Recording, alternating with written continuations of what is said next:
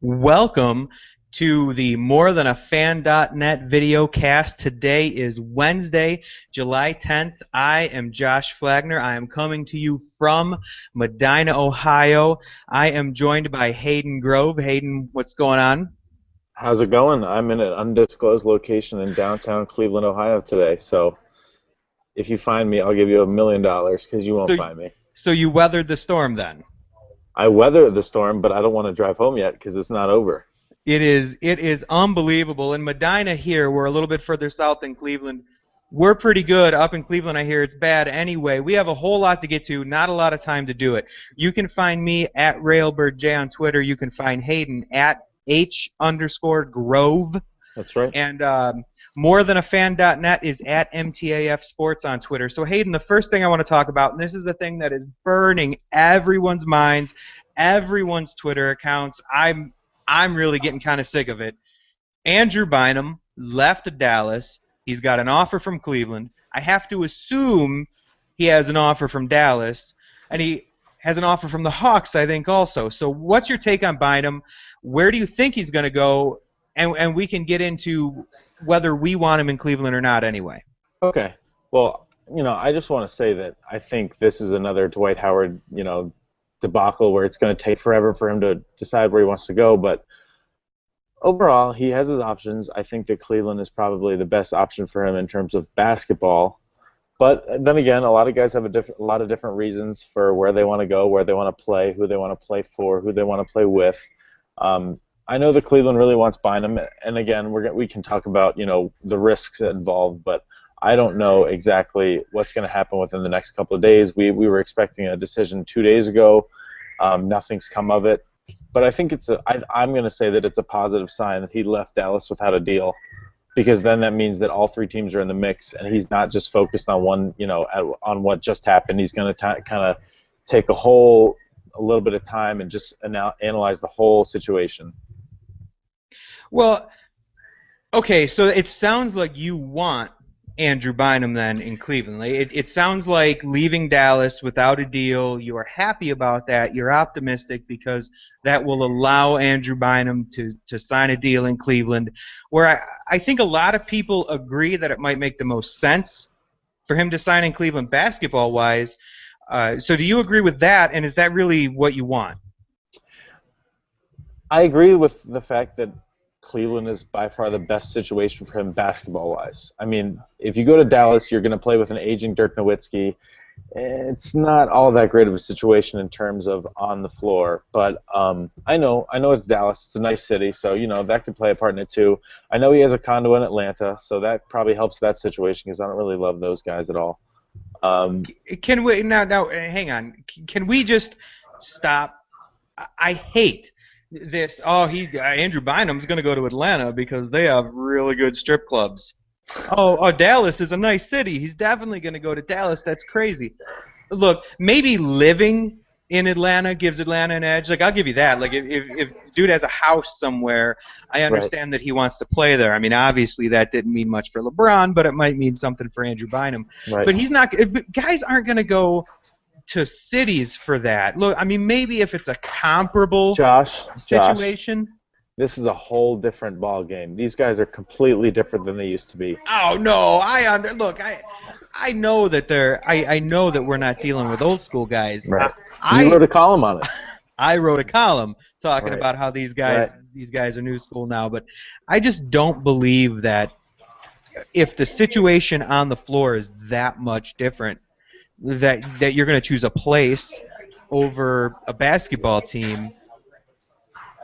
But as I'm saying it, I think about Andrew Bynum carrying people around at the Playboy Mansion on his bad knees and flip-flops and flamenco dancing in Spain.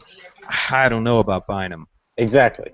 And if this was a smart, I don't think this is the most brilliant guy in the world, and I think if it was, Cleveland would be a no-brainer. You have Kyrie Irving, you have Deion Waiters, you have the opportunity to take a potential championship team somewhere where they've never been, if you're healthy. And again, that's a whole different story. Is he healthy? Is he not? Is it risky? Very risky. It is very risky. So again, I think that if he's smart and if he's like any other guy in the NBA, you go to the place where you're going to win the most games, and I think Cleveland by far will take him the furthest in terms of getting the W's.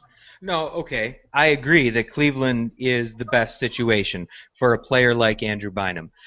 And I also think that, Cleveland has the most to gain. I don't know. I think it's a no-risk proposition, honestly, for Cleveland. I think if you sign him and he's great, great. If you sign him and he's terrible, well then, I mean, you still can put together really close to a max contract in 2014, 2015. That's what we're all talking about, even with this Bynum contract. And I realize we don't know every single detail yet. But even with the terms that we've been disclosed, we'll have 16, 17 million, in 14, 15, assuming we don't keep Verjao, which we shouldn't. I mean, we should be trading him this season anyway.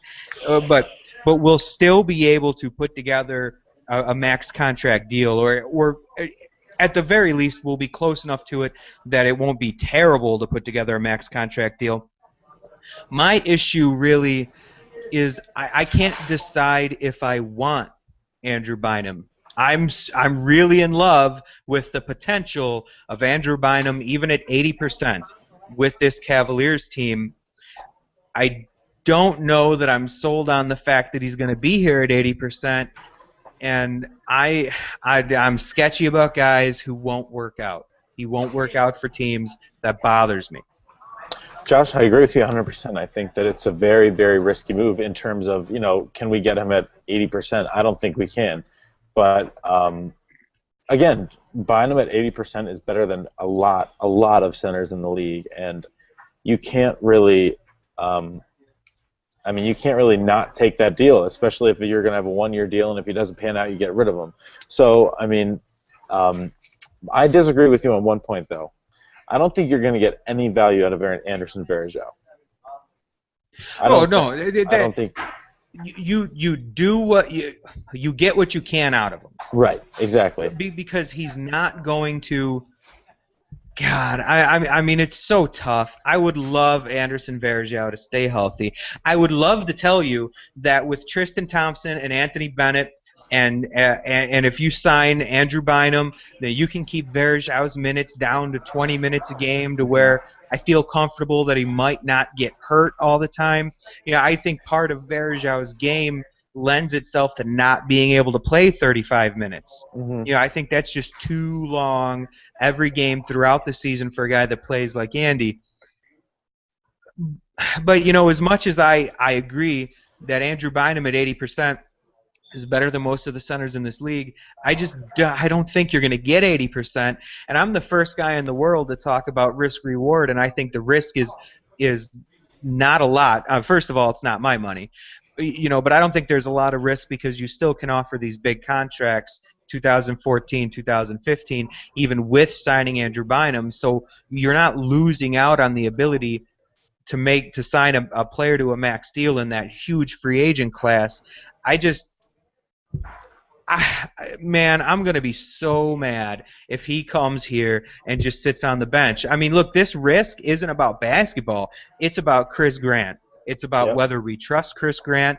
It is an executive of the year award on one hand, and Dan Gilbert's got to fire you on the other, and that's just a really tough pickle for him to be in. I would almost rather Bynum accept a deal from the Mavs or from the Hawks and not even really have to deal with it. I got to tell you, hearing about it, reading it on Twitter, reading it on Facebook, local news, every freaking buddy is talking about Andrew Bynum constantly. I go to work, and the guys at work are talking about Andrew Bynum. Cooler talk. I am freaking done, man. I'm done with Andrew Bynum already, and the first day of free agency signing period isn't even over. Well, it kind of is, because all the guys agreed already. But I understand what you're saying. I know I agree with you. I really do. But at the same time, what if he goes to – the same thing can happen if he signs with the Mavs. Okay, he signs with Dallas. It's going to be flack on Chris Grant for not getting it done, because he'll play for Dallas and he'll give you 70 games, just because I know he will. I know if he doesn't come to Cleveland, he's going to give you 70 games, and he's going to give you a ton of minutes, and he's going to give you everything that you wanted from him, and he'll take that next year, and then he'll get a max deal after that.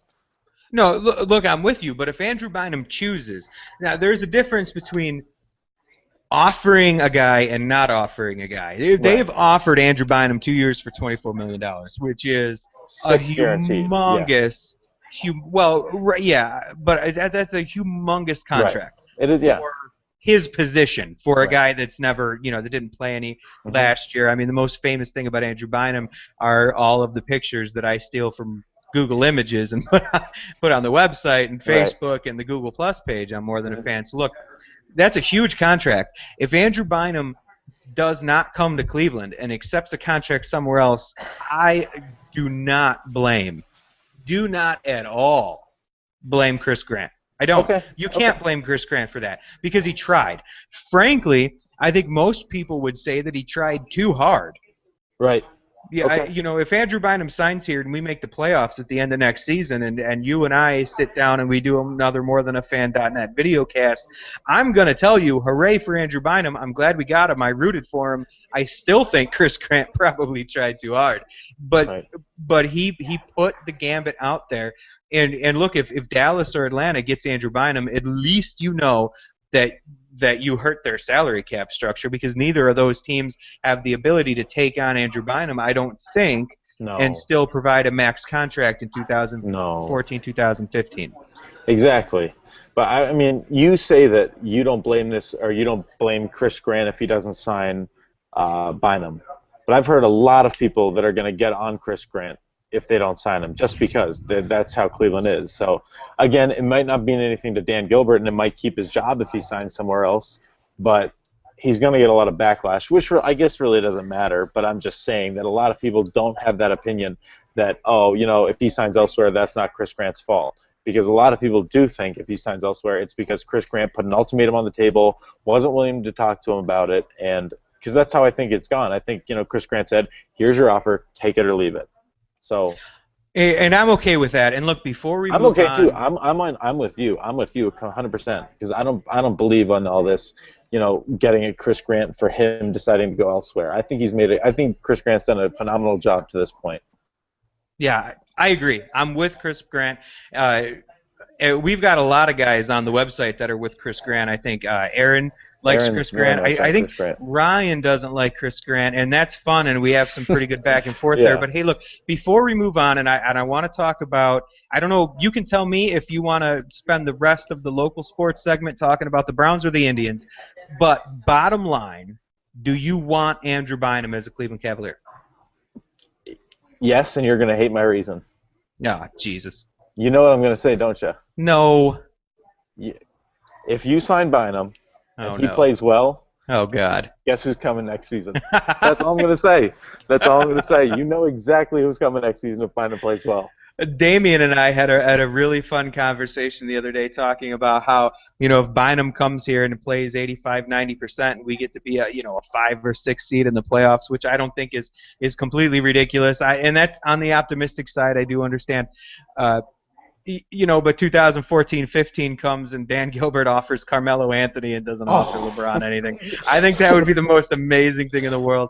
I mean, the size of the nuts on that guy. They'd be as big as his head. I mean, he's not a big guy. Wow. That would be unbelievable. So, all right, Hayden. Wait, before also take Paul George next year, for sure. I know he's restricted, but Paul George would be just as good as LeBron because they'd all be so young. I'm with you. All right. So to finish off the local sports, we're going to talk a little more about local sports. We're going to hit some national news headlines, and then we are going to be out, guys. It's the More Than a Fan.net videocast, Wednesday, July 10th. Hayden, Indians, Browns. We've got time for one. Which one you want to talk about? We're going to go Browns because I know the Indians situation. They have to make a deadline deal, and we've talked about it so much, and we'll probably talk about it again.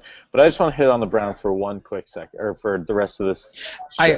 Real quick, I do want to mention, since we're not going to talk about the Indians, Ryan Isley laid out how the Indians could trade for Cliff Lee on morethanafan.net. So if you check out More Than a Fan, you want to get your Indians fixed, and we're not going to talk about it here on the videocast, hit over to morethanafan.net and check out Ryan's piece about Cliff Lee. Okay, Hayden, Browns, go. Well, just before I talk about the Browns, I just want to say that I inspired Ryan's article on Cliff Lee, so I'm going to take a little bit of credit for that one. Sure. Um, the Browns were recently rated by Pro Football Talk as the number 31 team in the league, and I think that is absolutely blasphemous. Blasphemous. Hey, why do you got to use words like that?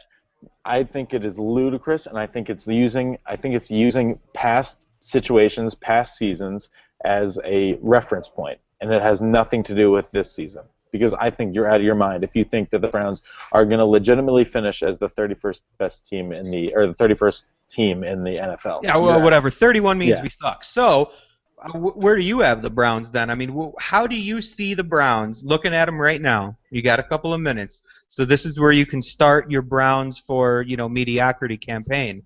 Right. Where do you see the roster? What do you like? Why do you think this Browns team is going to be better than 31st? I'm not going to pull a Hiram and say that they're the 5th best defense in the NFL, but I'm going to say that they're a good defense, and I think that they're going to win a couple of games thanks to their defense. I'm also going to say that Brandon Weeden is in a much better situation, and he's going to be all the national pundits have said he's going to break out, and I fully agree, but maybe not to the extent that everybody expects. He might have a little bit of a lesser breakout season than everybody's hoping for or thinking that he's going to have. I think the coaching staff is going to be great just because I'm an optimist. No, I do think the coaching staff is going to be good. I think that Ray Horton is a tremendous defensive coordinator who's going to be much more aggressive in his style. I think Chudzinski fits Weeden and the offense perfectly. I think he's going to be able to keep Trent Richardson from having too many carries, having too many being injured all the time as he was last year. I think he played most of the year injured. I think he's going to lessen his carries, but make his carries that much more effective. The only concern I really have is with the receivers, because obviously I thought Josh Gordon was going to be a huge part of this team, and with the whole suspension thing, that's going to be really, really tough. Greg Little's going to have to step up and continue his his season from his. He had a great season last year, and I think he's going to have to continue that.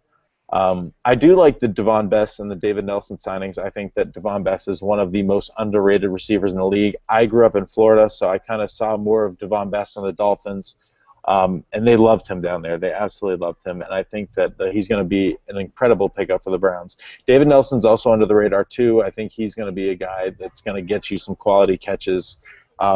I don't know where they're going to put him, though. I know he's kind of a big target, so I don't know if he's going to be a slot guy or he's going to be an outside receiver. But either way, I think the biggest problem with the Browns' offense is the receiving core. I don't really have a problem with the tight ends. I think Jordan Cameron is going to have a good year. But I think defensively is where they're really stepped up, and I think that's what's going to propel them to at least 7 wins. So 7 wins, where does that put the Cleveland Browns if we're 7-9 and we have a decent defense and you like Brandon Weeden a lot more, and I will say that you're not alone. I've always been sort of a Brandon Weeden guy, just because I like his arm strength. I believe in arm strength for quarterbacks. I do too. But also Ron Jaworski at ESPN. He's an ESPN analyst. We all know Jaws. He likes Brandon Weeden. He thinks he's going to be good. So I don't think that you're crazy off base. Right. I tend to be a little bit more pessimistic, but we'll get into that on an NFL podcast. If the Cleveland Browns aren't 31st and we're all those wonderful things that you predicted, where do we end the season? 1-32. Like 20. I don't see that there's any reason why we can't be the 20th best team in the NFL, even if we have a subpar season.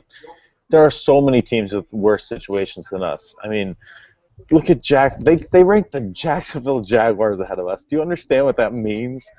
I do. The Jaguars are terrible. They're horrible. They couldn't even sign They couldn't even sign a guy that would bring in tickets to the stadium and have it at least be half full in Tim Tebow. They couldn't bring down the hometown boy. Their owner baffles me. Everything baffles me about that team. I do not like them. They're ranked ahead of the Browns. That's just what I'm saying. I'm not saying that the Browns deserve to be good. I'm just saying that the Browns deserve much more than 31. All right, I'm with you. So here's what we're going to do. We're in the middle of the podcast, well, the video cast. I'm still getting a little bit used to this nomenclature, so I apologize about that. This is the 71st podcast that we've ever done on More Than a Fan. This is now the second video cast. This is a live video cast. It's broadcast live right now on YouTube and on the morethanafan.net Google Plus page. This will be on the More Than a Fan website. It'll have its own post. We'll also have an audio podcast up. Like I said, today's Wednesday. It's July 10th.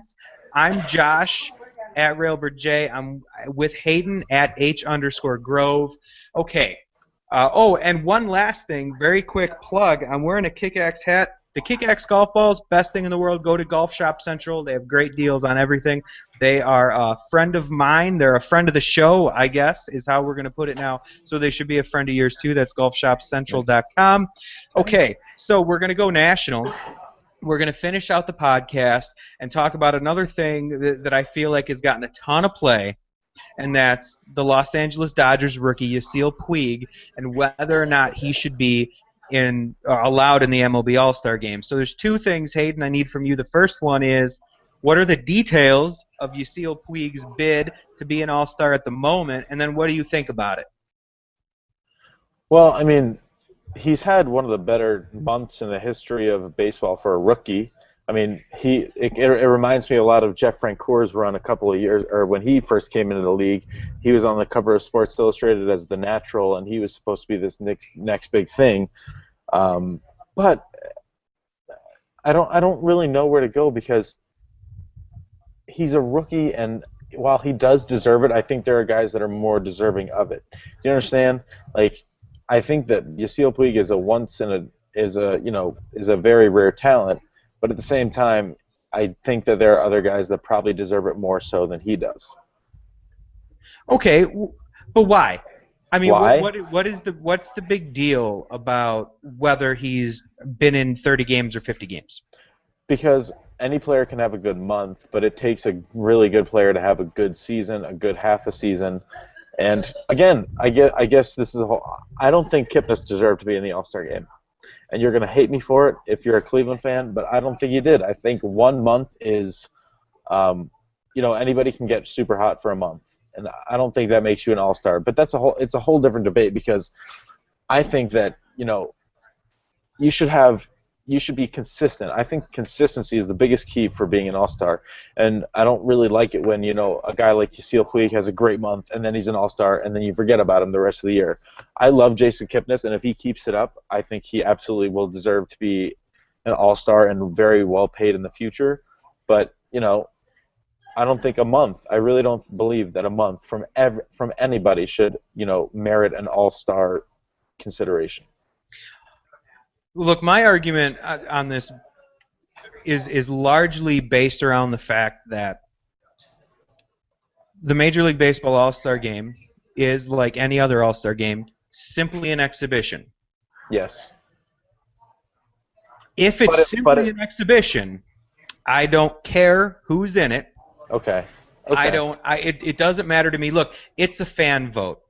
And I've said it before, and I hate the broken record thing, but fan votes are stupid. Fan votes will always be the worst possible way absolutely. to judge talent. And look, I don't think you should have a player vote either, because in the NFL, you've had player votes in the past, and those guys in the locker room. Yeah, absolutely. Worse than the fan vote. So I don't know that there's necessarily a great way to pick these teams, but I do know that fan vote is a terrible way to pick these teams because it's always a talent competition. Yep. Or a popularity contest. There's never it has so little to do with how good you actually are at baseball. So it's a fan vote.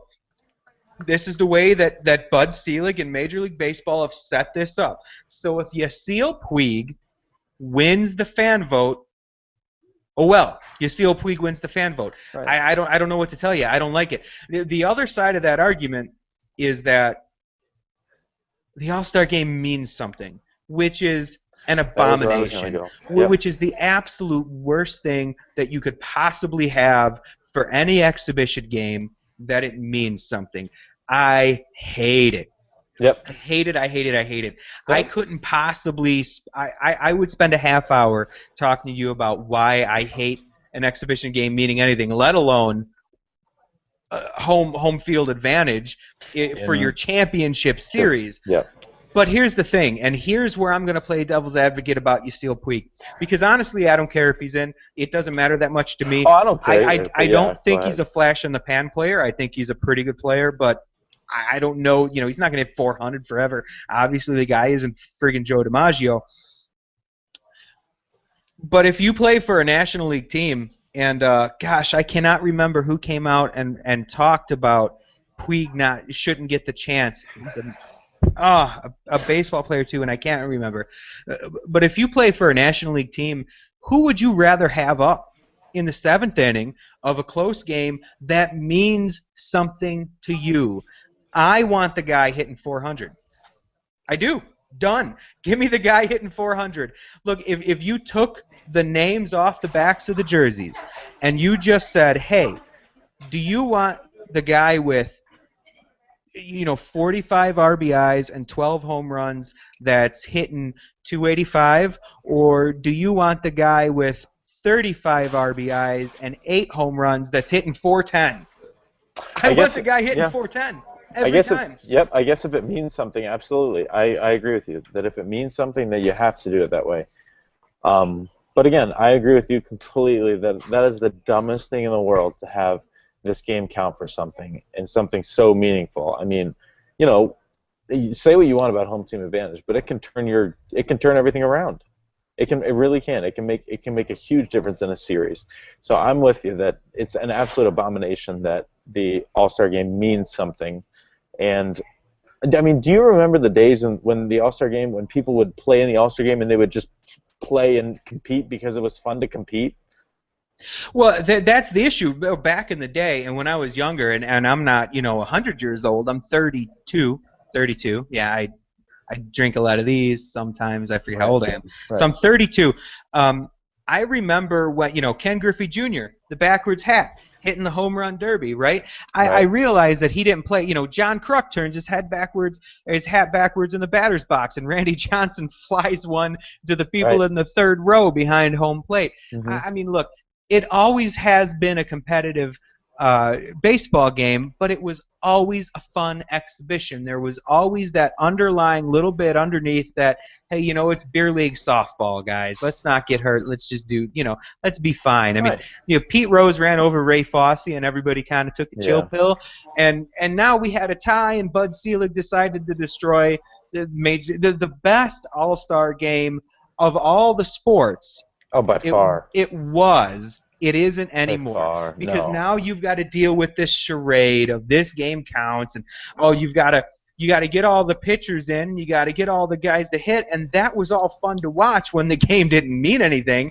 But now that you've got guys trying to win, and then you're sitting them down, and none of it makes any No. sense anymore. No. Now, to me, my favorite exhibition game is the NBA All-Star Game, Right. because it's what the baseball All-Star Game used to be. It's just a bunch of guys out there screwing around, goofing off, having fun, not getting hurt. Right. And that's what I think baseball should go back to. But as long as you're doing it like this, and like I said, I don't have a dog in the race, but I would always want the guy in the seventh or eighth inning because Puig wouldn't start. Right. You know what I mean? Because he wasn't going to get Right. fan voted into the starting lineup, and obviously Bruce Bochy wasn't going to put him into the lineup, so he's not going to start. I want the guy in the seventh or eighth inning that's hitting 410. I always do. I'm not going to be heartbroken if he doesn't get in, and Right. even if he played for an American League team, like I'm not going to care. I don't Yeah. think that I would care much if he played for the Indians because I do understand the old school argument where you should have to play in the league for a long time. Right. But honestly, I want a guy on a hot streak. Guys on hot streaks are what wins baseball games. They are. I want to play devil's advocate to you, though. Would you rather have a 400 hitter who's hasn't faced all these all-stars, or a guy that's with more experience that has faced these guys and knows how to hit them? I mean, I know Puig is hot, but at the same time, he doesn't have nearly the experience that all these other guys have. So would that be a factor? You are absolutely right, and that is just as much a factor as the guy facing him doesn't have a book on him either. Yep. Yeah. You know, Exactly. So that I don't think that that's an argument either way. No, exactly. I think if Puig strikes out on a ridiculous breaking pitch from whatever closer that the American League throws in there, then we're going to say, oh, well, he didn't have the experience against guys of that nature. And I say if Puig goes up there and hits a 3-run bomb against whatever closer that the American League puts in there, we're going to say, oh, well, that closer just didn't have any experience against a guy like you never faced Puig before. How are you supposed to know?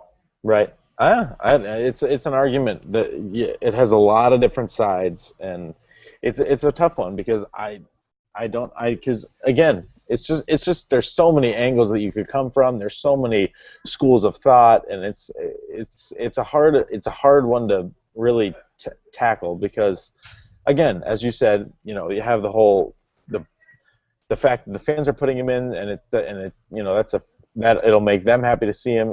You have the whole this game counts for something. You have the whole experience factor, and you have the whole just. It's hard. I don't think I have a strong opinion either way. What I think is that Bud Selig needs to retire with David Stern somewhere. Yeah, Holy crap! yeah. I can't believe it. So, all right, we talked local. We're gonna wrap up talking national here in a minute, Hayden. So we had 2 other headlines to talk about. We had Ryan Braun is not talking to Major League Baseball PED investigators after being implicated again. This time. By the Biogenesis of America PED stuff. And we've got Tom Heckert, former Cleveland Browns general manager. Tom Heckert goes out to Denver, has a great time, fun in the sun, hanging out in the mountains, Colorado, and gets a DUI. And apparently everyone's up in arms because the Broncos are not going to punish the executives. He's the second executive to get a DUI in, I think, a month.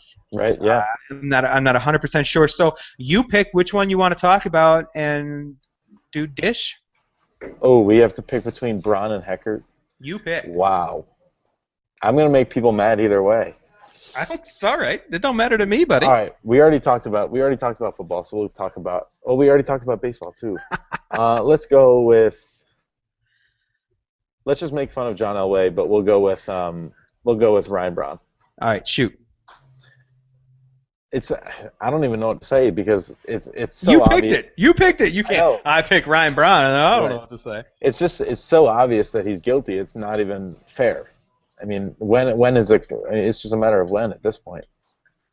Oh, I think so too. Look, I think Ryan Braun not talking to these investigators is absolutely the nail in the coffin. Not of real truth, right? Because it isn't actual proof. I do understand that, but it definitely does make him look really guilty, which is just as bad a lot of times. Now, here's my issue, and I don't know that I've talked about it on More Than a Fan before, but I'll bring it up here on this videocast. I don't know, that all of this biogenesis stuff really, I don't know if it's all going to stick.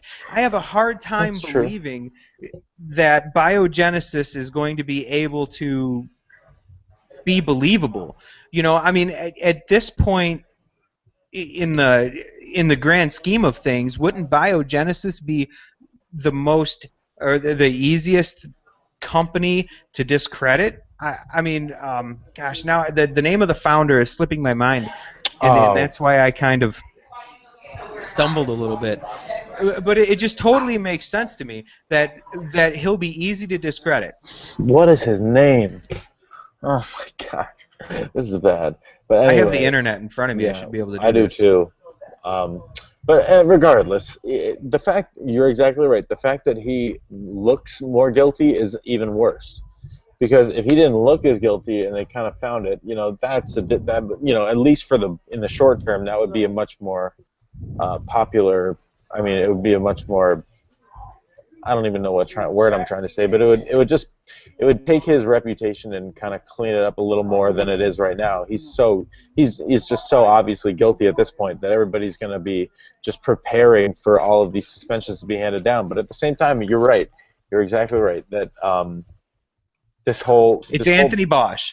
It's boss. Anthony That's Bosch, right. and here is what bothers me a ton about the way that the Major League Baseball is handling Anthony Bosch and biogenesis is because Ryan Braun could talk to these investigators. He could very well go back to Major League Baseball. He could go back to his team. He needs to be out there doing everything he can to pretend like he's innocent, Right. because Anthony, Exactly.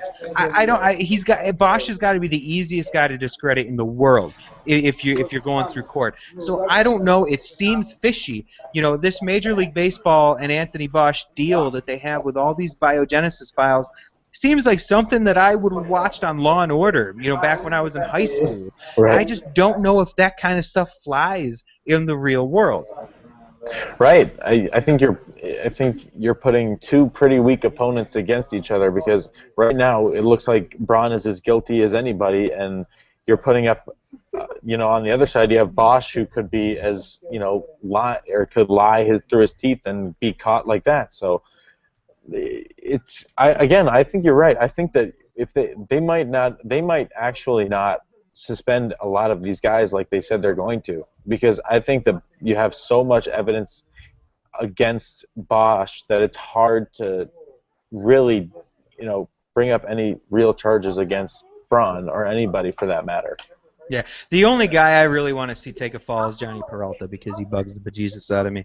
I Anyway, want to see A-Rod take a nice fall, right? quick John Elway joke. Tom Heckert got a DUI. Oh, I don't know. It's John Elway. We can't really make a joke, can we? He beat us how many times? So anyway, to finish off the MoreThanAFan.net videocast, we're going to take a second and talk about MoreThanAFan.net, just a quick page. It's plug time. Hayden, what do you like on the site right now? Where can we find you? What do you have going on? It is getting loud back there behind you at your undisclosed location, so we'll go ahead and hurry this up. Oh, sorry about that. Well, I mean, they're... well, anyway. Don't give it away. Yeah, no. Well, on the site, I love Ryan's piece right now, the Cliff Lee piece. I think that's really... I think he did a really nice job on it, because he kind of went through everything, why they should bring him in, why they could, why it's possible. And I think in the coming days we're going to see that, either they're going to pick up a guy or they're not. And if they don't, they're going to shoot themselves in the foot after doing all of these big-time signings with Swisher and Bourne. And so if they don't make a move, it's going to be super disappointing. And I don't think anybody's going to, like that very much.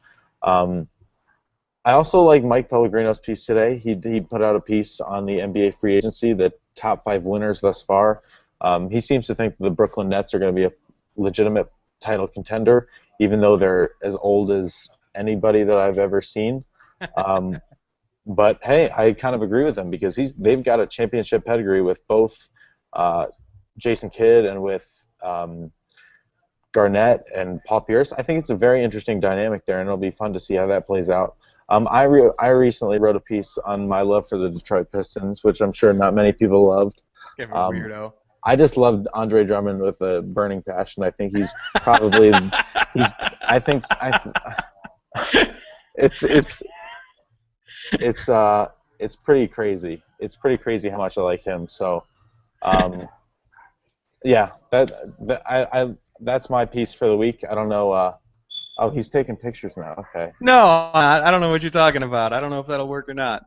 Okay. I wanted to capture on video the moment that you said you had a burning desire for Andre Drummond. I think that's amazing. Anyway, my favorite on More Than a Fan right now. Joe Swinko, our outdoorsman, took some trail cam. He's getting ready for the 2013 deer season. If you're PETA guy, don't click on it. If you're into hunting and outdoorsy type stuff, I'm from Medina. We're in the country. I don't know what to tell you. We have an outdoors guy. And also, I like Ryan's piece and Mike Pellegrino's piece on free agency is awesome. And Kyle wrote that he's over LeBron, but he's not over the Baltimore Ravens, which I think is hilarious. Anyway, Hayden, I think that's it for the MoreThanAFan.net podcast. Go ahead, give me your plugs. Where can we find you? What do you have going on? Well, you can find me as always at IndiansBaseballInsider.com.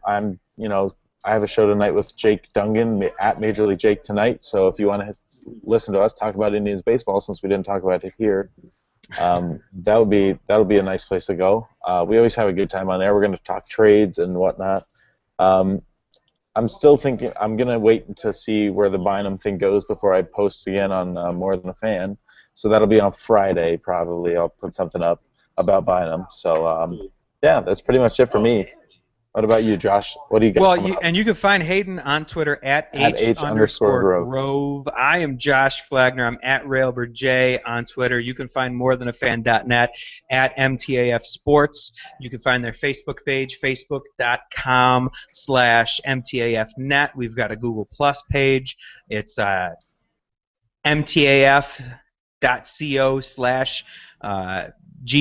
I mean, we're all over the place. We love it here. This has been the 71st MoreThanAFan.net podcast, but they're not podcasts anymore. It's the MoreThanAFan.net Videocast. Today is Wednesday, July 10th. We're live right now, but you're going to be listening to it on your iPhone, on your Android device, because Androids are a little bit better than iPhones, anywhere you want to listen to them. Anyway, that is it. Thank you so much for watching. We love y'all. Peace.